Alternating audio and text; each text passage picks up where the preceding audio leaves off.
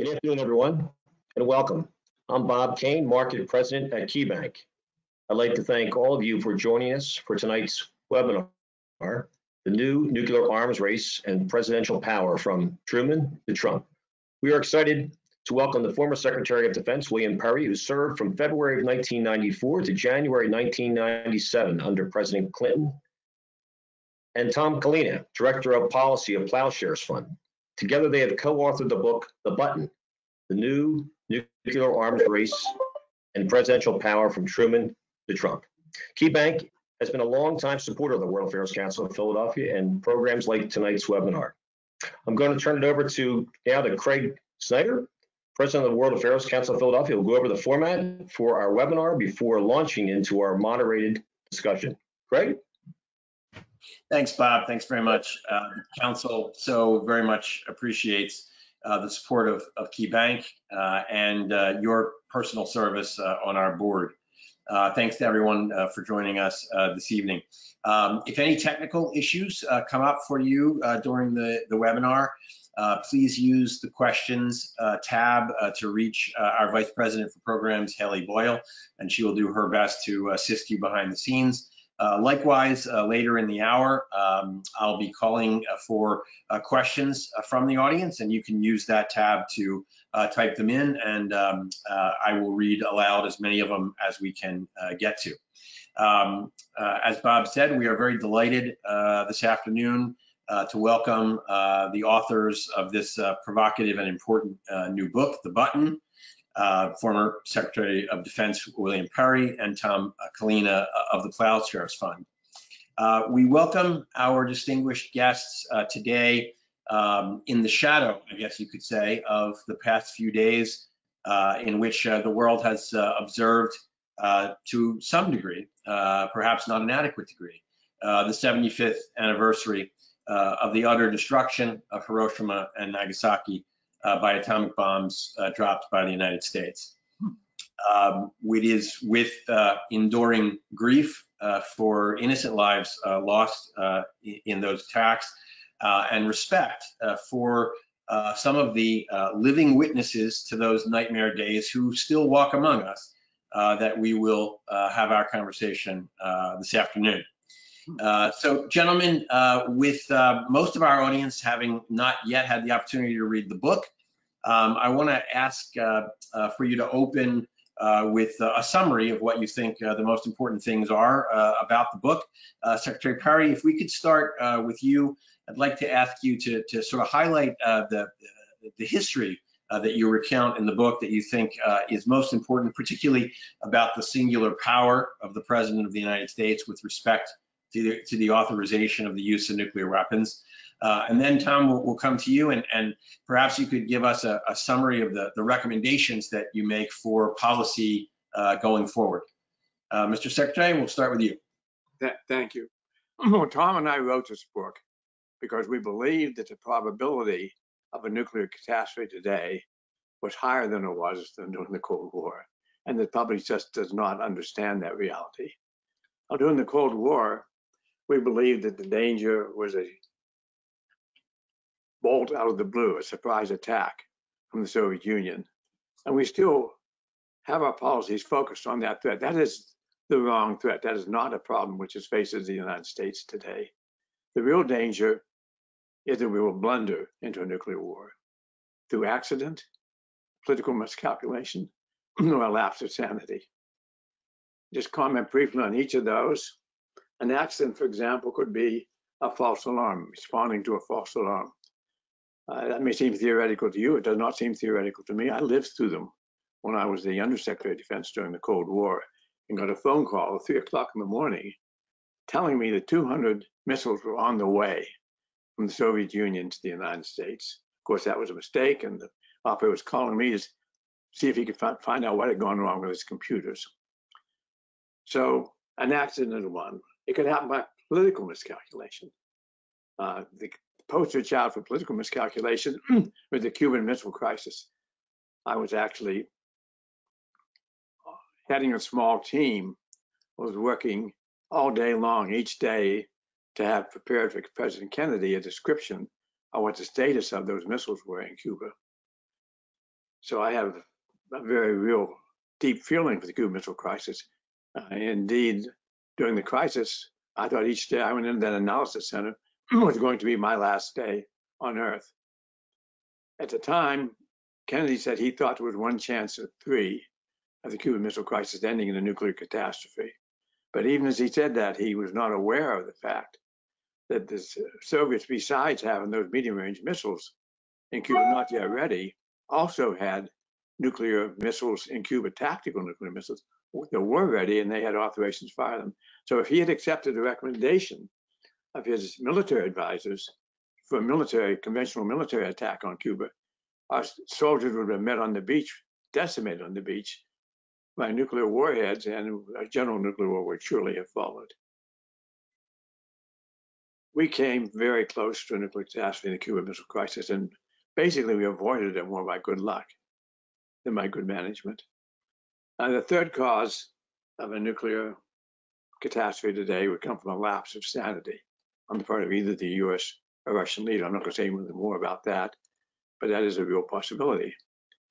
And with having laid out then all the bad things that could happen, I want to turn to Tom Collina, who could sort of give you a rationale what our book describes and what we might be able to do about that to lower those dangers. Thank you. Thank you, Bill, and thank you, Craig, and thanks for the Philadelphia World Affairs Council for having us here today. Just to pick off where Bill left off, we do highlight in the book how the risk of a bolt out of the blue is not the right threat to focus on. There's a very low chance that Russia will launch such an attack, primarily because it would be suicidal for Russia or for any other nation to launch a nuclear attack against the United States, because we would have the opportunity to respond. And so there would be all-out nuclear war of which there would be no winner. So part of the reason why we released this book now, part of which was to highlight the 75th anniversaries that Craig mentioned. The other was because we are coming up soon to a presidential election. And every 4 years, we have an opportunity to choose a new president and the nuclear policies that they support. And so this book and our policy comes out very strongly that the next president must reorient nuclear policy away from a Russian surprise attack to preventing accidental nuclear war. And there's 3 main ways that we propose this be done. First, the next president should end sole authority for nuclear use. Most Americans don't realize that the president has the sole authority to order the use of US nuclear weapons. There is no checks or balance on this authority. The Secretary of Defense need not be consulted. Congress need not be involved. The president of the United States has the sole authority to launch nuclear weapons. We think this is quite dangerous for many of the reasons that Bill described. And that there is simply no need for the president to launch nuclear weapons quickly. There's legislation in Congress sponsored by Senator Markey and Congressman Liu that would require congressional involvement in any first use decision by the president. We don't see that legislation passing this year, but it's the right thing to do. So instead of having the sole authority given to the president, we should make sure that there's time for a measured response and that the president can seek the good counsel of others in this process. In addition, the nuclear football that people often see in photographs that goes everywhere with the president, that allows the president to exercise sole authority, that satchel should be retired because we don't need that quick launch. Second, the president should declare that the United States will never use nuclear weapons first. This is something else most Americans don't realize, is that US policy allows for the US president to start nuclear war. There's no limitation on only responding to a nuclear attack. The president has authority to start nuclear war. And this is, to us, unrealistic because the United States has had a de facto no first use policy for decades that no president has been willing to formalize. And again, there's legislation in Congress right now sponsored by Senator Warren and Congressman Smith to declare a no first use policy. Again, we don't see that legislation passing this year, but it's the right idea. Primarily because nuclear weapons serve no practical purpose other than to deter their use by others.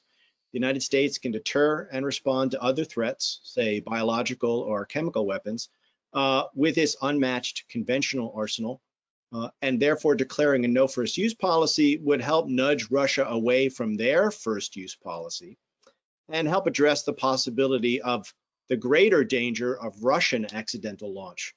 So we don't need first use. We certainly don't need preemption, and these policies are just too dangerous. Lastly, we would like to see the president phase out US land-based ballistic missiles, known as ICBMs. The Air Force is planning to sign a sole source contract later this year, possibly this month, for $100 billion to replace these unnecessary and dangerous weapons. ICBMs have no role other than as first strike weapons. Their mission is as a nuclear sponge to absorb an attack, and to us this makes no sense. They are not needed for deterrence, which would be carried out by our weapons based on submarines at sea, of which we have very many. So we see the ICBMs as a nuclear accident waiting to happen, and we'd like to see them phased out as soon as possible. So those are the top 3 recommendations of the book. We have many more in our last chapter that has 10 recommendations, but I think I'll stop there. And I think that's probably enough to have a good basis of conversation. Absolutely. Thank you both. Lots to dive into. So yesterday, the mayor of Nagasaki, understandably, I guess we'd all agree, called again for the complete elimination of nuclear weapons in the world. President Obama repeated that as a goal of sort of an ultimate goal of American policy at a number of points during his administration. And I want to ask for your view of that as a stated goal. But I also want to play devil's advocate for a minute and ask you to react to the view that you're, I'm sure, more than quite familiar with, that it is actually nuclear weapons that prevented a third world war. That in the absence of the fear of nuclear war between the United States and the Soviet Union, that there very, very likely would have been conventional war between the United States and the Soviet Union at some point during what we then called the Cold War. And so that in effect, the progress that mankind has made over the last 70 years was behind a shield of American nuclear power. In either order, love you to give your reaction. First question and leave the second one to Tom. Thank you. Both Tom and I believe that nuclear weapons pose a great danger to not only to our country, but to the world, and that the ultimate solution is to abolish nuclear weapons, get rid of all nuclear weapons. And back in a little more than a decade ago, I joined George Shultz, Henry Kissinger, and Sam Nunn in op-eds at the Wall Street Journal where we were proposing just that. And for a few years, we made actually quite a bit of progress. And the highlight of that was when President Obama was elected. 1 month after he was elected, he went to Prague and made his famous speech about abolishing nuclear weapons, where he said that I commit the United States to seek the peace and security of the world without nuclear weapons.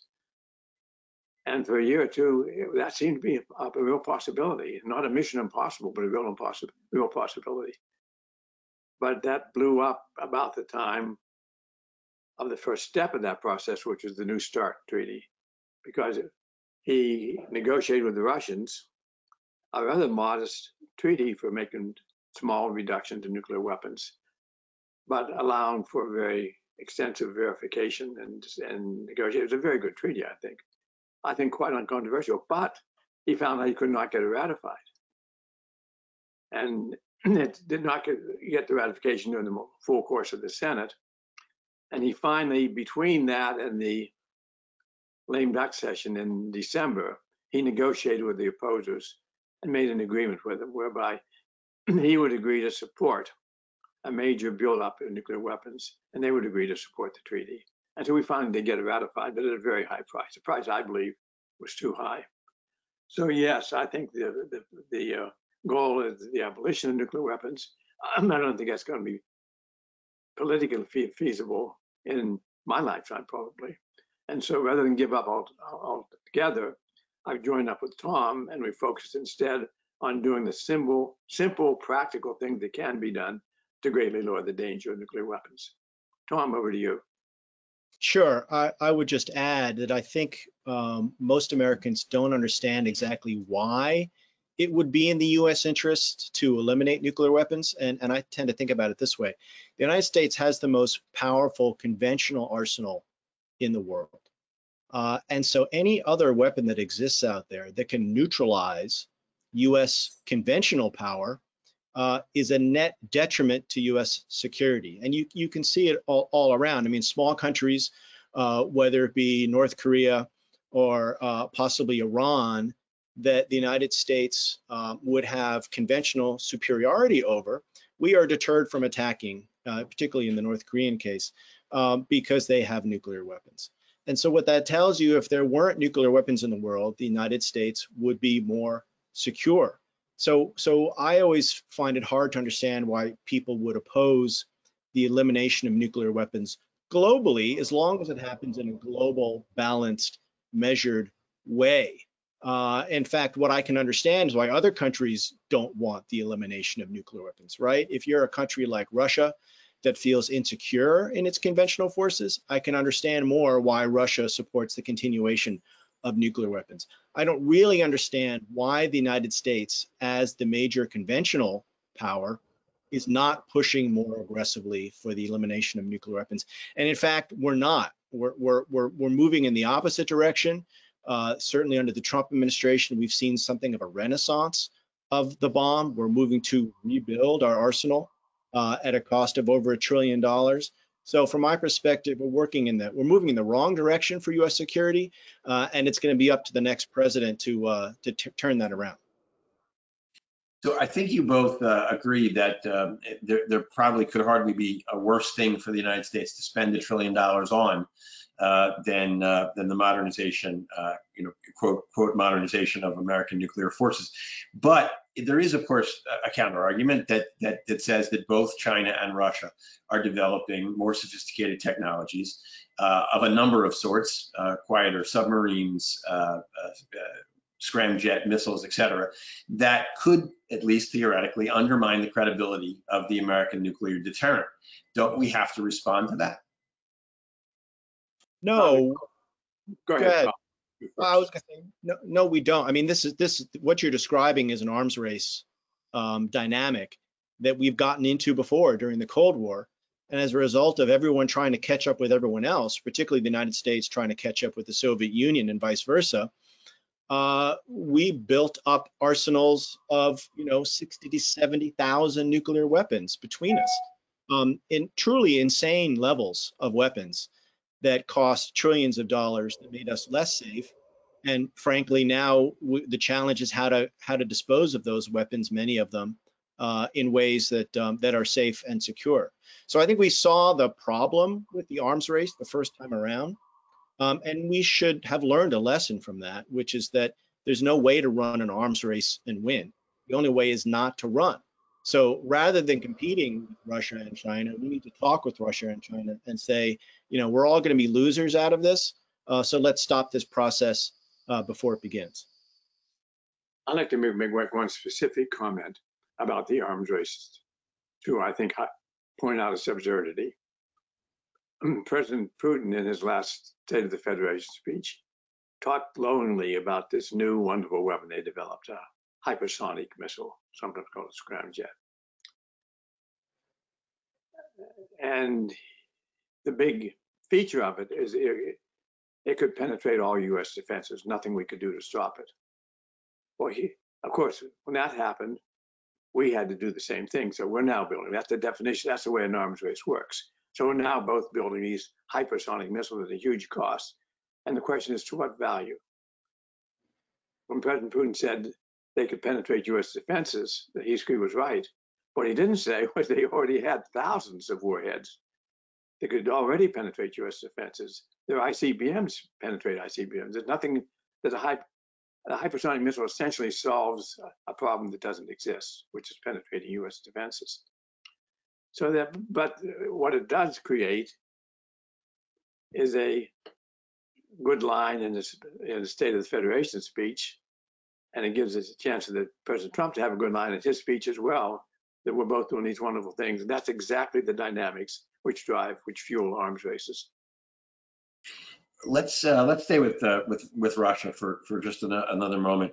And Tom, you mentioned this. There's been a lot made in some quarters about the Russians sort of publishing relatively new, last few years, nuclear use guidance, and explicitly not only sort of permitting, but in a sense calling for first use of nuclear weapons on the battlefield, with the bizarre name of nuclear de-escalation. The idea of using nuclear weapons would de-escalate conflict. So again, there's certainly a large quarter in the United States that says, given that policy on their part, we can't give up the theoretical possibility of first use. How do you unscramble that? I think that Russian policy is often misunderstood. I think what Russia is really saying is, look, if you attack us and challenge us to the point where the future of our country is in doubt, we might have to use nuclear weapons. So that I see as sort of a last gasp type of scenario where Russian security would be so challenged that, you know, you'd be crazy not to worry about them using nuclear weapons. I don't see that as a sort of first use out of the blue threat, and I don't think it motivates a U.S. First strike policy. I see what it says is we should be careful about conventional weapons and conventional attack or conflict with Russia, which I think we already know very well. Conventional conflict with Russia could lead to nuclear war, so we don't want to be very careful about it. But I think the more likely path to nuclear war is a mistake, is blundering into war as a result of a false alarm. So, for example, you could have a computer hack of U.S. early warning systems that would show an attack coming when none is there. And the president would have just minutes to decide whether to launch a retaliatory attack or not. And if the president does, and it's a false alarm, the president would have started nuclear war by mistake. This is the scenario that I think is the most likely way we get to nuclear war.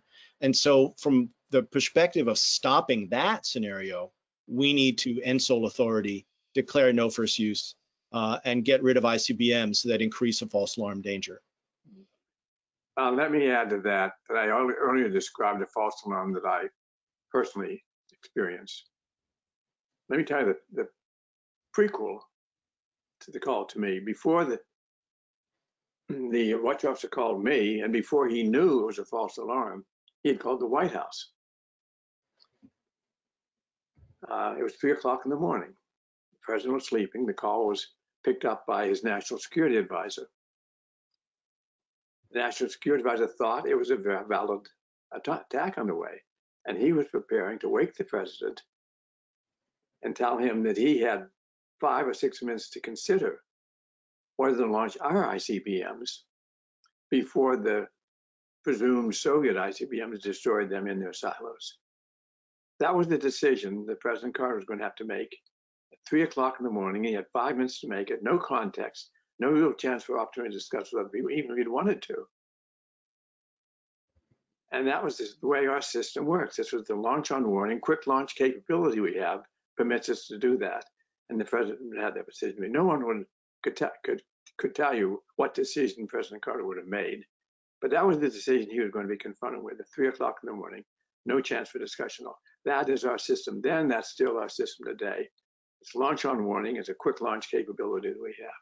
And it's all because of our ICBMs. They are the ones that are subject to that surprise attack. They're sitting in known locations in silos. When we built them, the silos made them invulnerable. It was very heavily reinforced concrete. But in the meantime, in the years since then, the Soviets and then the Russians have developed ICBMs that are active enough they can destroy the silos and the missiles in them. So that what turned out to be the principal leg of our nuclear forces turns out to be a huge liability. They're an accident waiting to happen.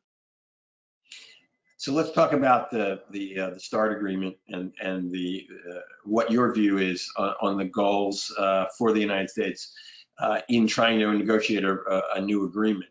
And I want to ask you how you feel about the Trump administration's approach, both to START and to the INF agreement, the Intermediate Nuclear Range Forces Agreement, and in particular, the view that the Trump administration has expressed that these agreements can't really protect the world any longer if they don't also involve China, and that somehow China has to be brought to the table before US-Russian negotiations can really sort of be meaningful in a global context. Mr. Secretary, can you take that one? Well, I'll start off on and let Tom add to it. My simple view is that when the Trump administration says they do not want to extend the New START treaty, they want to bring China into it. This is just a patently obvious way of killing the treaty. They know China will not come into it. China has 10% of the nuclear weapons that the US and Russia have, and they have no incentive to join the treaty, and they have stated very clearly that they would not plan to.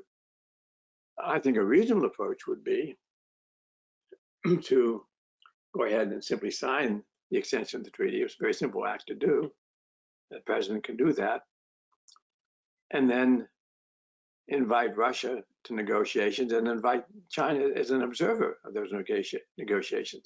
And if we actually move forward with the arms treaties and get the numbers down to a level closer to the levels that China had, then we could bring China into the treaties as well. But it's completely illogical to expect them to be party to the treaty when they have only 10% of the number of missiles that we have. Just agree with that. I think the Trump administration is using China as an excuse to string along the New START treaty and run it out of force. And the reason I distrust the Trump administration's motivations is because they have shown themselves time and time again to be an enemy of arms control. They withdrew from the INF treaty. They withdrew from the Iran nuclear deal. They've withdrawn from many international agreements and treaties, and just don't see that as a way to get U.S. security. And I fundamentally disagree with that. So if the Trump administration wants to say that they support New START, then they should extend it for 5 years or so, and then take that period of time and work with China if that's what they really want to do. But as Bill said, China has such a smaller nuclear force. They're not going to be motivated to enter something like the New START treaty. So that's going to take some time. I support the goal of bringing in China to the process, but we should not be sacrificing New START in order to do that. I'd like to add just one thing to that. It comes out sounding like arms treaties are somehow a partisan issue where Democrats favor them and Republicans don't. That's nonsense. It's no historical basis for that at all. First of all, by logic, they're nonpartisan. By history, Eisenhower supported them. Nixon supported them. Reagan supported them. Some of our most important arms control treaties were negotiated by Republicans. We should not forget that. So we've been talking about the nuclear danger and the nuclear issue really in the context of the great powers. I want to talk about proliferation and other threats around the world. So let's start with Iran, the case that obviously has received sort of the most American attention in recent years. Since the president withdrew the United States from the nuclear deal with Iran, the Iranians have responded, according to public reports, by ramping up their production of potential bomb materials, although not to the level that they were capable of doing before the deal. And there are recent reports that the Saudis, perhaps with Chinese support, have been ramping up their ability to enrich uranium. Are we looking at a nuclear arms race in the Middle East? Yes, we are, without doubt. And I just pause for a moment to reflect on the consequences of that. If Iran were to actually go nuclear, this poses a problem to Israel, which they would not accept. How they would respond to that, I couldn't forecast, but most likely would involve a military attack on Iran. Quite possible that Saudi Arabia would get involved as well. And what we would end up seeing is a war, a Middle East war, that would go nuclear. And I can't think really of anything outside of an all-out nuclear war between the United States and Russia. I can't think of anything worse than that. But that's what's at stake here. And we had an Iran treaty, which was trying to tamp that down, and trying successfully to tamp that down. And that's been blown out of the water now. Tom, you can Just add, one of the goals of the Obama administration by negotiating the Iran deal was to prevent another war in the Middle East, to prevent an Iranian bomb. And the Iran deal negotiated by the Obama administration succeeded in preventing a war and limiting and rolling back and freezing Iran's nuclear program. The Trump administration unwisely withdrew from that deal. And as a result, you're seeing Iran get closer to a weapons capability. They are not rushing to a bomb. I would say their response to the U.S. unilateral withdrawal from the deal has been quite restrained, but they are doing what you would expect them to do, which is move away from the deal and move away from the constraints of the deal. So we went from a deal that was working very well, according to international inspectors, to now being once again back on the brink of war in the Middle East for no clear benefit. So again, our hope is that a new administration can put us back on track to diplomacy with Iran if Iran is willing to give us another try at it. We have a number of questions coming in from the audience, which we will get to shortly, but I want to remind anybody who hasn't yet typed a question. If you'd like to, please go ahead and do that now. Let's turn to North Korea. Tom, you mentioned the idea that North Korea, being a nuclear weapons state, effectively deters the United States from any sort of conventional military action against North Korea that might, under some circumstances, otherwise be considered. Isn't that good evidence to many countries around the world that they ought to become nuclear states, that it gives them protection, it gives their regimes protection from American or other conventional military power? Yes, which is part of my rationale for why the United States should be an advocate for the elimination of nuclear weapons. But I want to add, I don't want that to make it a world where the United States has free reign to abuse its conventional superiority. No, I just want to get the world away from the nuclear risks we now face and make it clear that that world would be beneficial for U.S. security. And then we need to figure out ways to constrain U.S. conventional forces or actions such that they don't threaten other countries. And that's more of a question of U.S. leadership. We need to go back to a foreign policy and a leadership that says we will not unnecessarily get ourselves in other countries' business. We will not launch forever wars and constantly have war across the world. We need to move to a more limited, balanced, and internationalist foreign policy. Mr. Secretary, I want to stay with North Korea just for a second. The North Korean nuclear arsenal appears to be growing again from public reports. Their technology to be able to have those weapons reach the United States is growing, if it's not already there. And you talked earlier about the possibility of nuclear war by insanity. Can we count on the sanity of Kim Jong-un and that regime now that they have this capability potentially to strike the United States itself? Presidents of both parties for a long time used the word unacceptable, said it was unacceptable for them to have the capability that apparently they now have. Is there anything we can do about it? We are subject in the world today to the danger of the lapse of sanity of any one of its leaders. Kim Jong-un, Putin, Trump, you name them. Perhaps because of that concern with North Korea, President Clinton asked me, it was about 20 years ago now, to go over to Pyongyang and negotiate the North Koreans to get them to give up, agree to give up verifiably their nuclear weapons. And I did go there, and I spent almost a week negotiating with North Korean leaders. 2 points I want to make there. First of all, we did reach an agreement, and that agreement was within probably a few months of being signed by both presidents when the term ended for President Clinton. And the new president came in, President Bush, thought he had a better treaty in mind, a better agreement with the North Koreans than the one we had negotiated. And so he canceled that one and went ahead with his own set of negotiations. The history of that negotiation is they end up with the North Korean nuclear arsenal, of course, which I think is regrettable, but they have it. My belief about that arsenal, although I tried very hard to keep them getting one, my belief about that arsenal is they're not going to give it up. The negotiations that are going on today are not going to succeed. First of all, because they're not well thought out or reasoned.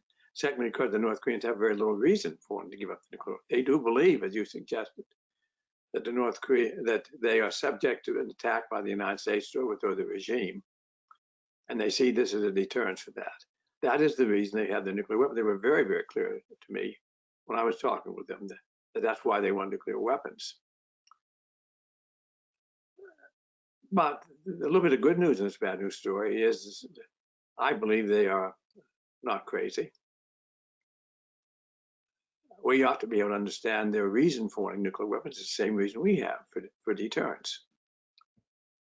And you can probably argue that they have more need for deterrence than we have. So I do not believe they're suicidal. They're going to use it for deterrence.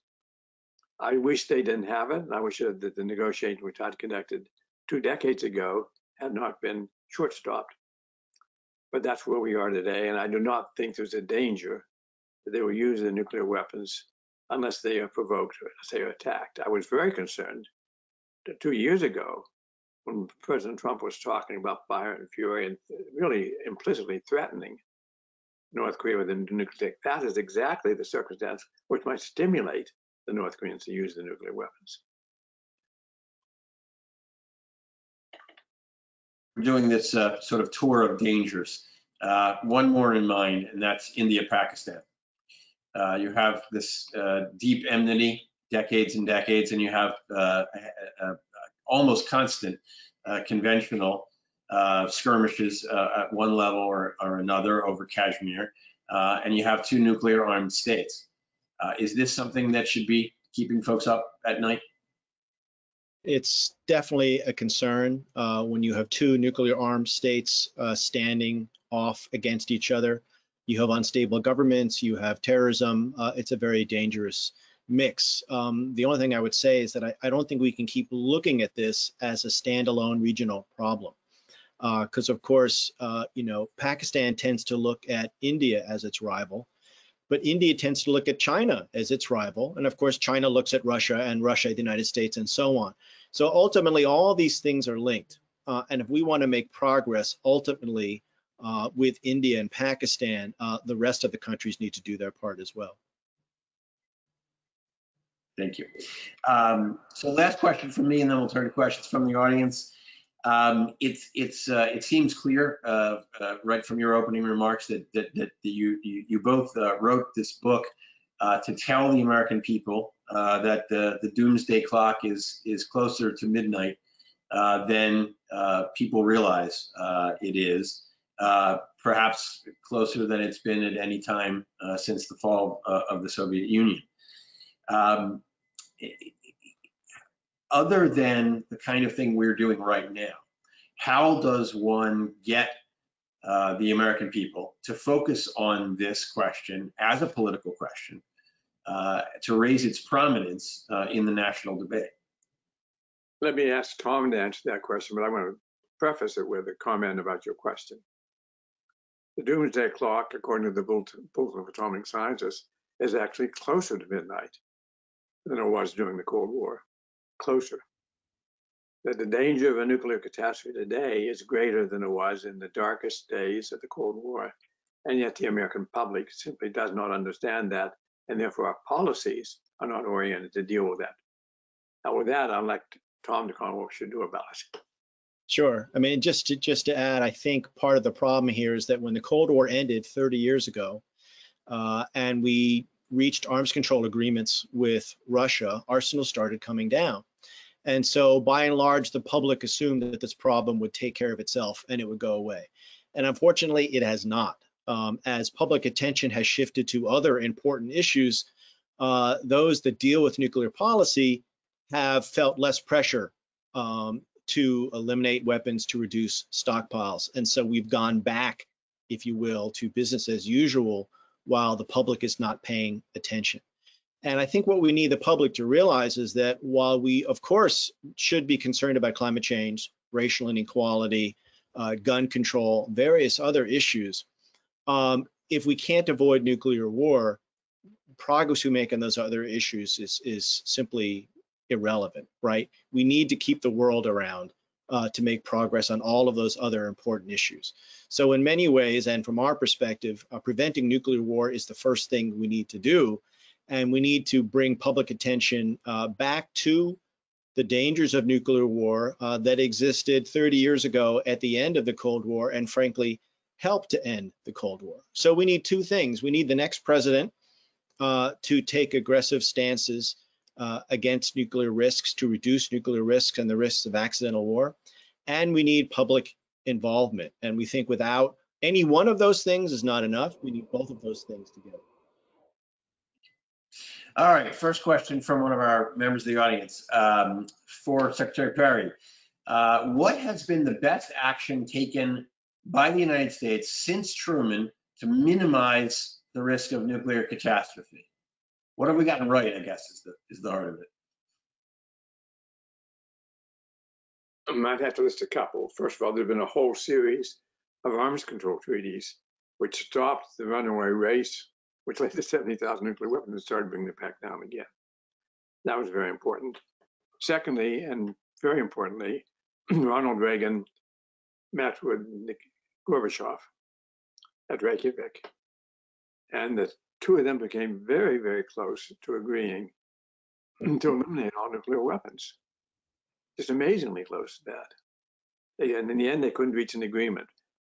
But even that, out of that failure to get an agreement on an abolition of nuclear weapons, they did come up with two other very important conclusions. One of them was the INF Treaty, which I think was perhaps the best arms control treaty ever signed, which unfortunately has been the United States and Russia both withdrew from this year. And secondly, the statement that both Reagan and Gorbachev made, which is a nuclear war cannot be won and therefore must never be fought. It seems to me that that statement should be a litmus test for anybody that aspires to be president of the United States. Is he willing to say a nuclear war cannot be won and must never be fought? And I just want to add one more thing that we're still living with today, which is that it was President Truman himself that declared sole authority. In other words, the president is the only one that can declare or command the use of U.S. nuclear weapons. That was very important because at the time it wasn't clear whether the military would have that power or whether civilian leaders would have that power. And I think it's quite amazing if you think about it that we haven't used, nuclear weapons have not been used in 75 years since the devastation of Japan. And that's because Truman took sole authority for civilians only. Unfortunately, he took it only for one civilian, for himself. He didn't share that authority with Congress, and that's what we think would be the next step to reduce the risk of accidental war, would be for the president to share that authority with Congress. The reason today we're not sharing the authority is because if you bring in Congress or even some small body of Congress, like maybe the top four leaders say, it's going to delay our response. And they point that out as an argument against sharing with Congress. To me, delaying the response is a big plus. I am in no hurry to launch a war which is going to bring the end of civilization. Let's take some time to think about and respond to it. And we have the resources that we can wait and delay. But there is no rush to a nuclear war. And to make a rush, and to rush into it just opens up the possibility of making a catastrophic mistake, and a mistake that can end civilization. So the next questioner asks, what are the beliefs or positions of U.S. military leaders about the proposals in your book? What are you hearing? What feedback are you getting? I don't really know. I have not talked to any current officials, but I could guess that, for example, those who support a new generation of land-based ballistic missiles would not agree with what we are saying. They would say that those weapons are necessary for deterrence and for retaining stability with Russia. And we would disagree. We would say we don't need these weapons. We have deterrence through our submarine-based weapons without them, and that they increase the risk of accidental war. I think one of the biggest disagreements is that the current government and bureaucracies tend to discount the risk of stumbling into war. They tend to see everything as under control, everything by design, by the book, by the numbers, and they don't realize quite how lucky we got by not stumbling into nuclear war as of yet. They kind of discount luck and fortune, but certainly from the history that we recount in the book, we've survived as a globe as much due to luck as good planning. So the next question asks, if Biden wins in November, do you think that his administration will work to reinstate the treaties and negotiations that the current administration has pulled out of? And if so, how do you foresee that happening? I have not discussed this with Vice President Biden, but I believe the answer to the question is yes. Tom? And we can see the Democratic Party recently put out a draft policy platform that says that calls for the United States to save the New START treaty, to extend the New START treaty, to seek to restart diplomacy with Iran on its nuclear program, and to work diplomatically with North Korea to the extent possible. And also to question the $1 trillion program by the Trump administration to rebuild the U.S. arsenal. And in particular, to go in a direction that Vice President Biden talked about when he was vice president and since, which is the United States policy on nuclear weapons should be that their sole purpose is to deter the use of nuclear weapons by others. In other words, we should not be using nuclear weapons first against conventional biological or chemical weapons. We should only be using nuclear weapons in a last case retaliation against their use by others. That to me is equivalent to no first use. Others might find daylight between those things. So I think that certainly from what the Biden campaign has said so far, they're moving in a number of the directions that we recommend in the book. With respect to the question of the sole use authority, so there are folks who would say we can't get the Congress and the congressional leaders and the president to agree on, extending unemployment benefits in the context of the pandemic. How in the world can you expect them to deliberate effectively over something as important as this? And are you talking about expanding the ring of authority only with respect to a question of first use, or even in the condition, God forbid, of having to retaliate against a strike? Well, Congress, of course, the Constitution, of course, gave Congress the power to declare war. It might not have been a good idea. I think it was a good idea, but many people may not think it was a good idea. But that is what the Constitution says. And certainly, attacking country nuclear weapons is the ultimate declaration of war. So, if we believe the Constitution, we ought to find ways of getting away from this sole authority from the president to basically declare war by launching a nuclear weapon. I do think that the way you would extend that power would be not to go to the full Congress for the decision, but to have some subset of the Congress, designate subset, maybe the 4 leaders, bipartisan leaders that Congress would be, and you would consult them. Whatever you do, you're not going to be able to do it in 5 minutes, or 6 minutes, or 7 minutes. You're not going to have quick launch. To me, that's not the reason we're not doing. That's a good reason for doing it. We do not want, I think, a quick launch, a quick decision. We do not want to have 5 minutes to decide whether to end the world. That's worth a little more time to decide, maybe 10, 15, maybe a day, maybe 2 days. No hurry about ending the world. Let's think it over before we do it. I think the simplest approach, the simplest way to end presidential sole authority is for the president to declare no first use. Because, as you say, getting Congress to agree to that is very difficult and unnecessary. I mean, presidents have huge influence and authority over nuclear policy. So the president could declare a no first use policy, and that would eliminate sole authority for first use, because of course there would be no first use. But to your question, we are not suggesting to necessarily eliminate sole authority for retaliation, right? In a retaliation, we would be in a state of nuclear war. Luckily, never been there. We have no idea what that would be like. It would be hard to imagine the president, as much as we might encourage, if possible, the president to consult in that context. We would not expect the president not to have the authority to act unilateral in a retaliatory situation. And in fact, that's the one situation where the Constitution would allow that act, because of course the president would be responding to an attack, not initiating an attack. I want to emphasize what I'm sure Tom meant.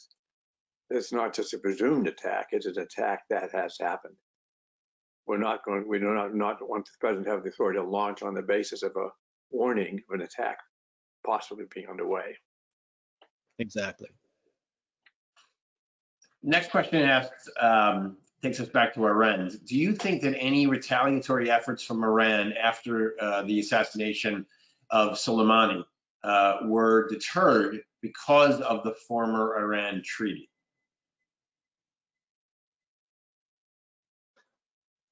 That's a very difficult question to answer.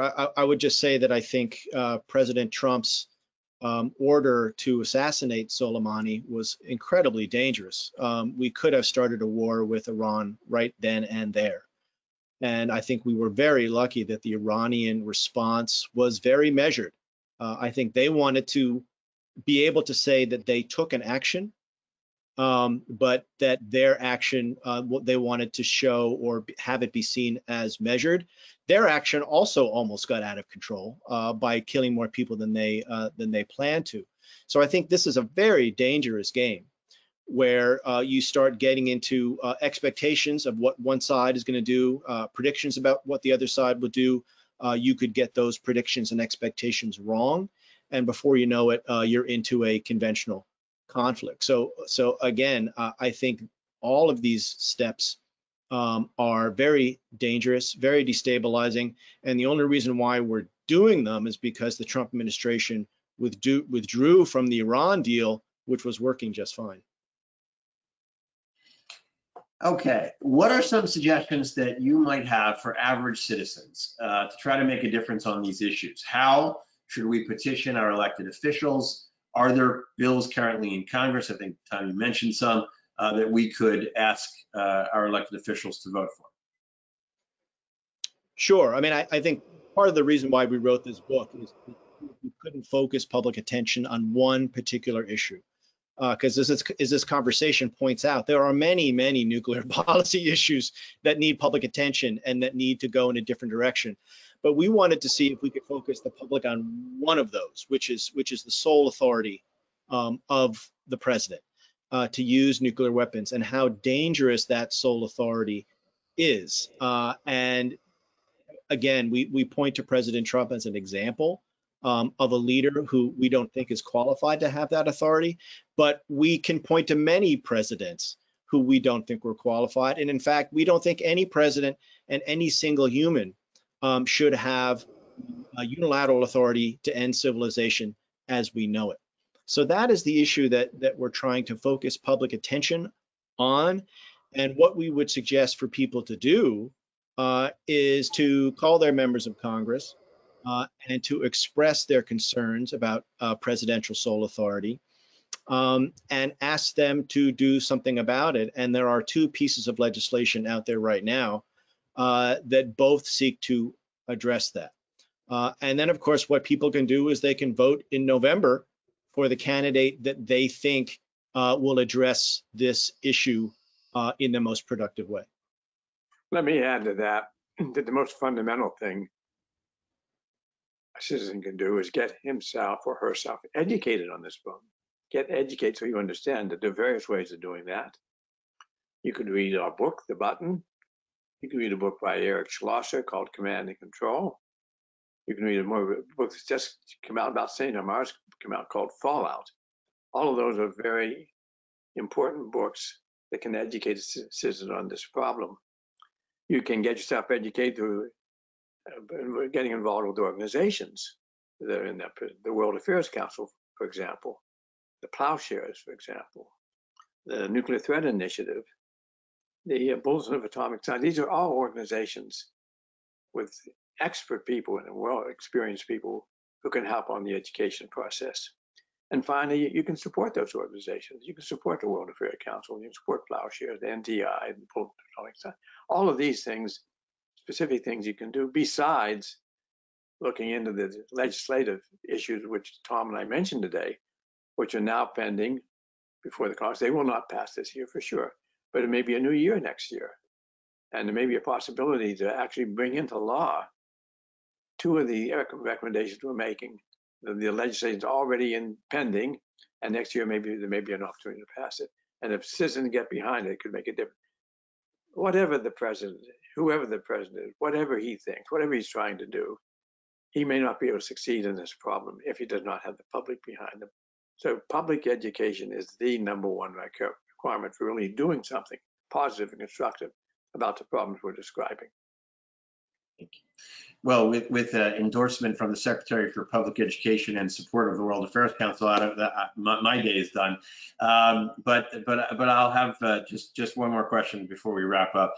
Really, want to just quote a line from a column that I think ran today or yesterday by George Will, noting the 75th anniversary of Hiroshima and Nagasaki.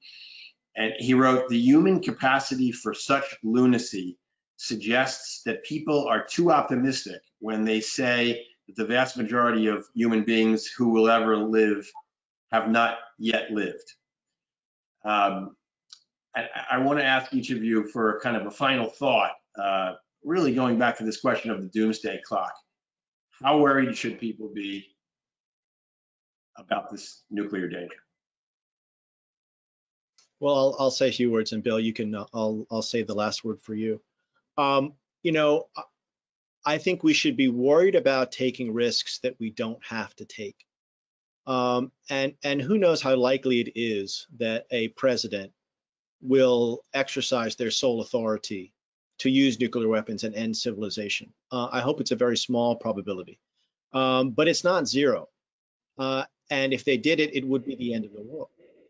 And so we have to ask ourselves, why are we taking risks? Why are we putting ourselves on the edge of the nuclear brink when we don't have to? When policies like giving the president sole authority are not necessary for our security, are not necessary for deterrence, and create the possibility of a president like Trump or some other president making a tremendously bad mistake. So I think we should be worried enough, not panic, but worried enough to take reasonable measures to reduce risks that we do not need to bear and can make the world a safer place. I'd like to add by saying that I've been working on this problem, trying to alert the public to these dangers now for several decades. And it gets pretty damn discouraging at times because we see so little progress being made. We see a few steps forward, like with the New START Treaty, and then backwards again. Lately, I've been beginning to focus my effort more on young people. I've sort of given up on my generation. And to do that, besides writing a book, I've decided to sponsor a podcast.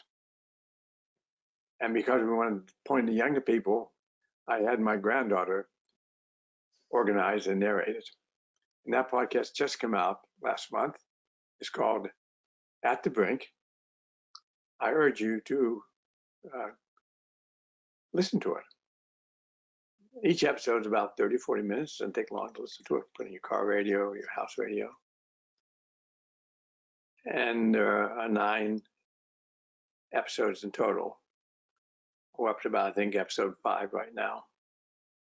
So go to the podcast, listen to it. There's another way of educating yourself, another way of associating yourself. And don't let me scare you off because I say we pointed to younger people. Consider yourself young and read this. Listen to it. Thank you. And I want to thank the press for this very thoughtful and well-balanced program. I appreciate it very much. Thank you. Tom, I want to thank you. Mr. Secretary, I want to thank you, our audience, Key Bank, everyone who helped make this evening possible, and we're adjourned. Thank you very much.